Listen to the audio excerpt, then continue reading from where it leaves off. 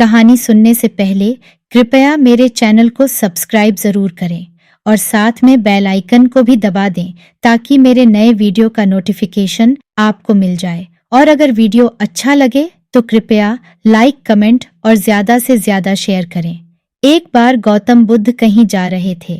पास के गांव के लोगों को इस बात का पता चला तो वे उन्हें देखकर बहुत प्रसन्न हुए और उनके सभी भाषणों और उपदेशों को बड़े समर्पण और सम्मान के साथ सुना।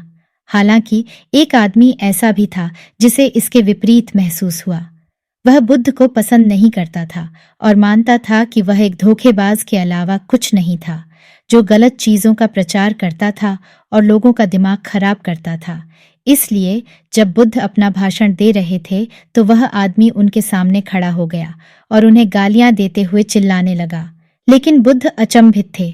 वह क्रोधित व्यक्ति के अपमान से पूरी तरह अप्रभावित रहे और अपना भाषण देते रहे।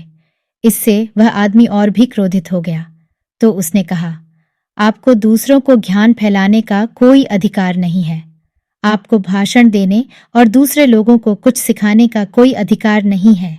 आप एक धोखेबाज और नकली व्यक्ति हैं जो केवल हर किसी को बेवकूफ बनाना जानता है। उनके कठोर शब्दों को सुनकर बुद्ध के चाहने वालों ने उन पर हमला करने और उन्हें काबू करने की कोशिश की, लेकिन बुद्ध ने उन्हें रोक दिया और कहा, हमेशा आक्रामकता का मुकाबला आक्रामकता से करना जरूरी नहीं है। इसके बजाय वह क्रोधित युवक की ओर मुड़े और चेहरे पर मुस्कान लाते हुए उससे पूछा, मुझे कुछ बताओ। यदि आप किसी के लिए उपहार खरीदते हैं और वह व्यक्ति उसे स्वीकार करने से इनकार कर देता है, तो वह उपहार किसका है, तुम्हारा या उसका? इस सवाल से युवक हैरान रह गया। इसलिए उसने इसके बारे में थोड़ा सोचा और अंत में उत्तर दिया, यह स्वाभाविक रूप से मेरा होगा क्योंकि मैंने ही सबसे पहले उपहार खरीदा था। बुद्ध ने चेहरे पर शांत और ज्ञानपूर्ण मुस्कान के साथ कहा, यह सही है और यह बिल्कुल आपके क्रोध जैसा ही है। यदि आप मेरे प्रति क्रोधित हैं और मैं प्रतिक्रिया न करने और न ही अपमानित महसूस करने का निर्णय लेता हूं, तो क्रोध वापस आप पर आ जाता है। तब आप एकमात्र व्यक्ति हैं जो परेशान और नाराज हैं। तो आपने जो कुछ किया है वह खुद को चोट पहुंचाना और परेशान करना है, जबकि मैं अपने जीवन में खुश और शांत हूं।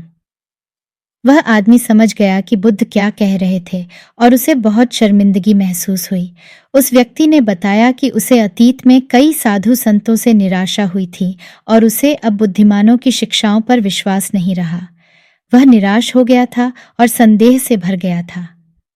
बुद्ध ने उस व्यक्ति की कहानी सुनी और रक्षात्मक बनने के बजाय करुणा और समझ के साथ उसके पास आए। बुद्ध ने उस व्यक्ति से कहा कि संदेह करना और जो विश्वास है उस पर सवाल उठाना स्वाभाविक है और दिल से उस तक पहुंचना महत्वपूर्ण है। फिर उन्होंने उस व्यक्ति के उसकी शिक्षाओं के बारे में किसी भी प्रश्न का उत्तर देने की पेशकश की। वह व्यक्ति बुद्ध की करुणा से चकित हो गया। उसने प्रश्न पूछना शुरू कर दिया और समय के साथ उसका संदेह और क्रोध दूर हो गया क्योंकि उसे बुद्ध की शिक्षाओं का ज्ञान समझ में आने लगा। इस कहानी से हमें यह शिक्षा मिलती है कि अगर कोई हमारे साथ गुस्सा करता है, क्रोधित होता है, तो हमें पलटकर उसके साथ गुस्सा नहीं करना चाहिए। हमेशा शांत रहकर सोच समझकर उसको उत्तर देना चाहिए। कोई फर्क नहीं पड़ता कि परिस्थितियां कैसी भी हों, यदि हम अपने आप को क्रोध के सामने समर्पित कर देते हैं। क्रोध हमेशा हमारा जीवन हमसे छीन लेगा।